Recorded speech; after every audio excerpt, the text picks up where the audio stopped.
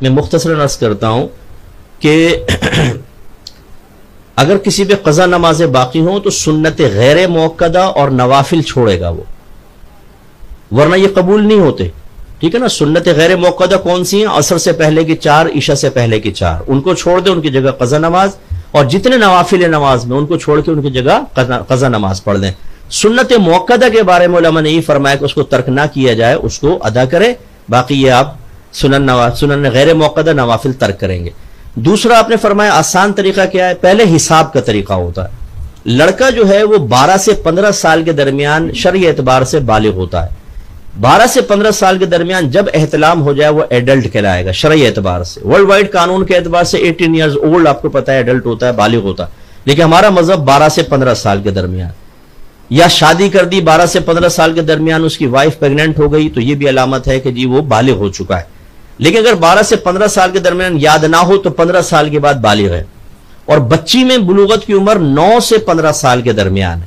اس میں حیض آ گیا یا احتلام ہو گیا یا اس کی شادی ہوئی وہ حاملہ ہو گئی تو یہ اس کے بالغ ہونے کی علامت ہوتی ہے. باقی جو چیزیں وہ علامات نہیں ہوتی. ٹھیک ہے نا. جسم میں تغیر، تبدیلی پیدا ہونا، بچے کی مونچھیں نکل آنا، داڑھی جلدی نکل آئی، اس سے بالغ ہونے کا کوئی تعلق نہیں ہے. اس سے ہے جو میں نے آپ کو بتایا. تو اگر بچی کو بھی 9 سے 15 سال کے درمیان یاد نہیں تو 15 سال کے بعد تو وہ بالغ ہے.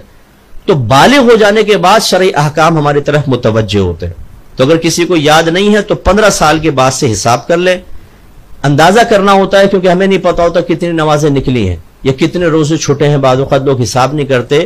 تو میں نے شروع میں بتایا تھا کہ اپنے ذہن میں کر لیں اندازہ، دل سے پوچھیں کتنے سال کی نماز. اگر میں سب قضا کو جمع کروں کتنے سال کی بنے گی؟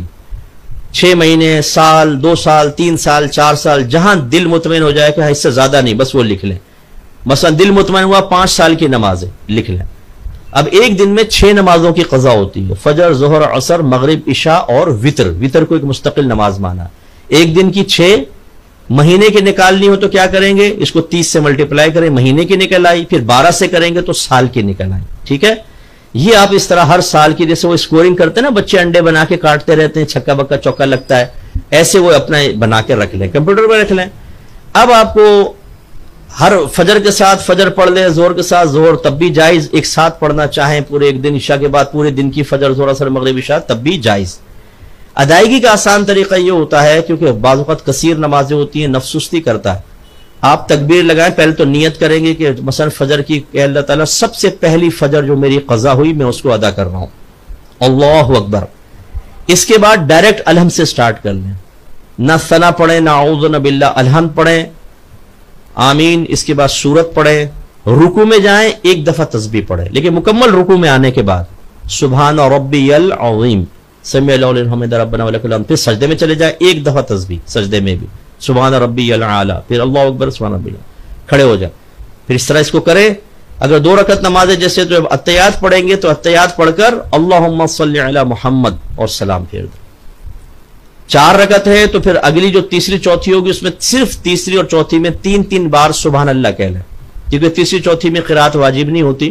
تیسری میں سبحان اللہ سبحان اللہ سبحان اللہ رکوع میں، اور ایسی نماز کمپلیٹ کر کے وتر کے اندر جب آپ تیسری رکعت میں پڑھیں گے تو دعائے قنوت کی جگہ آپ صرف رب اغفر لی رب اغفر لی رب اغفر لی 3 دفعہ یا اللہم اغفر لی اللہم اغفر لی اللہم اغفر لی کر لیں اور رکوع کر دیں. یوں مختصر ہو جاتی ہے نماز اور آپ آسانی سے ادا کر لیں گے. ٹھیک ہے.